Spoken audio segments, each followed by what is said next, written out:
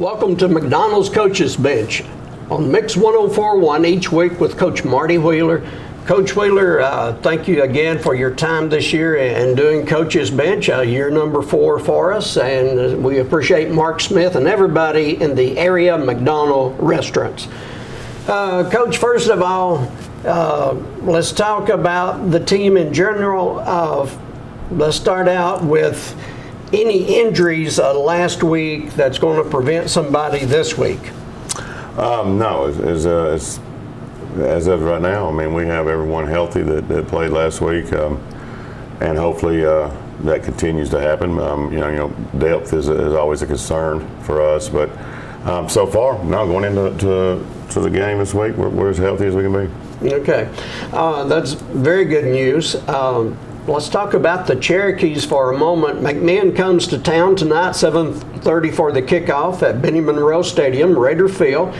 When you talk to other people about the Cherokees, watch film, etc., what stands out? I mean, they play hard, and they're well coached. I mean, it's a typical McMinn County team that you're going to see. I mean, they want to be physical, and their linemen are going to play very hard. They're going to get after you, and they're going to give everything they got every snap, and they don't make a lot of mistakes. I think as a team, and so. We've got to do from a defensive standpoint for us. We've got to be very disciplined because of what they do offensively, which is they read, they read your ends a lot with the power read and the zone read, and then they just play. They try to play smash mouth football with just the power, but they've got enough, definitely have enough speed and athleticism to get on the perimeter with some short screen plays and jet sweeps and those type of things. And so, what they do in a nutshell is they're able to stretch you both horizontally and vertically on the field. And offenses that do that, you definitely have to be disciplined when you play them. Absolutely, and their quarterback is a good one. I think this is year number 3 as a starter. He's a senior, has a lot of publicity, so I would assume your defensive guys have to start with concentration on him. Well, I mean, he definitely is what makes them tick offensively. I mean, their offense is geared around him, and he has some guys that he's surrounded by at the skill positions that also are threats and help him as well. So, but yeah, it starts with him. We've got to be able to stop him. They've got some running backs that are I think that are pretty good. And the thing is, if they block well up front, then all the running backs are good. So we have to make sure that we've got to stop their run game, okay? And then if we can stop them in the run game, then I think I like our chances at the end of the game. But if we can't stop them, and I mean, it doesn't matter what offense you're running. You've got to stop the run, and you got to be able to run the ball. And so that's really what we feel like we need to improve on. Those things, along with every other phase or thing that goes on in the football game, we've got a lot of improvement that we need to make from the first game, and hopefully they say that some of your biggest improvements is from game 1 to game 2, and that's what we've been working on all week. We'll take our first break. We have to take a moment here on Mix 1041. This program recorded earlier in the week, and we appreciate everybody at CHS Live for doing this program for us. Dale Halfacre and his students have done a wonderful job last year and this year of helping us do this program. They have a new studio here, Coach, where we're doing this program, and it's A1 first class. Oh yeah, looks good. It looks good. I mean, Terry, I know I've told you I got a face for radio, so I mean you can do all you want to the booth. But as far as the setup, it's really pretty cool and neat to see. And like I said, I mean our folks, our CHS Live program has been it's been first class, and so they're just continuing to that tradition that's gone on for quite some time, and it's really not every high school has that opportunity or that program in their school building to do these type of things. So we really do appreciate what they do. Dale and his staff here at CHS Live, thank you so much, and As far as a studio, you will not find a better studio than this, and we appreciate their hospitality. We'll be back in 60 seconds with more Coach's Bench with Coach Marty Wheeler brought to you by McDonald's Restaurants. We go to the final segment of Coach's Bench with Coach Marty Wheeler. Terry Evans with the coach, and a tough one last week. I always like to ask you the question, and I've asked previous guys this also, but lots of times in a game, somebody will have a good game, especially a lineman that the media doesn't see because we're following the ball, et cetera, et cetera. Couple of guys who deserve recognition from last week. I mean, I think Ethan Burns was a guy. I mean, he plays both sides of the ball for us, and so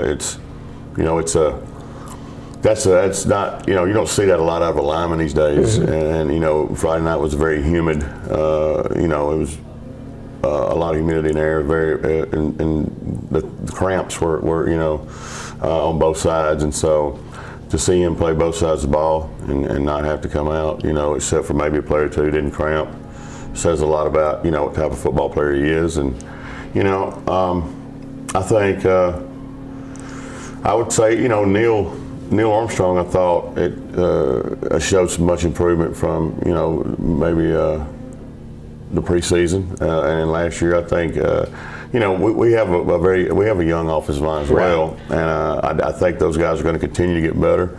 And I thought he played at times pretty well, and so those two guys stood out to me. But going in this week, we need, the next time that question is asked, I need to be able to name off several. Right. And like I said, tough game last week, a good Red Bank team, couple of miscues, and it could have been, if take away a couple of miscues, it's an entirely different ball game. How has the guys responded this week on the practice field? I mean, I think they responded really well. I mean, the thing is, the things that the turnovers from last week. I mean, we practice every day things to prevent those things from happening, right? So it's not like we went out there and started doing something completely different that we've never done before. I think sometimes, it's frustrating at times. I think, but like sometimes, it's I can show you better, I can tell you. And I think our guys definitely, I think now when you talk to them about the importance of protecting football, mm-hmm. I mean, they definitely understand that, like what it can cause problem-wise and how it can be the difference, in football games if you don't do that. So, I'm looking for our guys to definitely improve on that. And I love the way that they run the football, okay? I mean, we got guys that are running football trying to get extra yards. And now they've got to learn to, when they try to get those extra yards, the most important thing on that field is the football. Absolutely. So, but you can't take away, and I'm not disappointed in the way they tried to run it. And we got Isaiah Davis and Brian Beard are going to run the ball with a lot of passion and a lot of purpose, and I the kind of running backs that I want to coach and we want to play with. So. We just got to make sure we hold on to that football, and when we get opportunities, we had some missed assignments, okay, that kept us out of the end zone the first time. I mean, if we made an adjustment on the touchdown that we scored, it was the same formation, same plays, but we didn't have mental bust. Okay, we blocked the right people, and I will say that, and I want to say that to anybody out there listening. We don't call plays that work when you don't block anybody, and we don't call plays that work when you turn the ball over. And so, just like on defense, we don't call coverages that leave people open. And so, we've got to execute better, but we all got to do better. We got to play better. We've got to coach better. We got to get some guys. The ball out in space a little bit more. I think we got some guys that can do some things out there in space, but we've got to block out there as well. Right. If we don't block on the perimeter, then the perimeter plays don't work. So, I expect to see us play much better this Friday night, and I'm really looking forward to getting out there. Absolutely, and life will knock you down. It's how you get back up that matters. 7:30 kickoff tonight at Raider Field. Be there if you can, or listen to it on Mix 104.1 anywhere in the world on the Mix 104.1 app. Once again, this is Coach's Bench. Terry Evans along with Coach Marty Wheeler, and thanks to Mark Smith and everybody at the area at McDonald's Restaurants for bringing you this program. And a big old thank you to Dale Halfacre, his staff of CHS Live. Beautiful studio to record this in. We appreciate them very much, and we'll talk to you next week.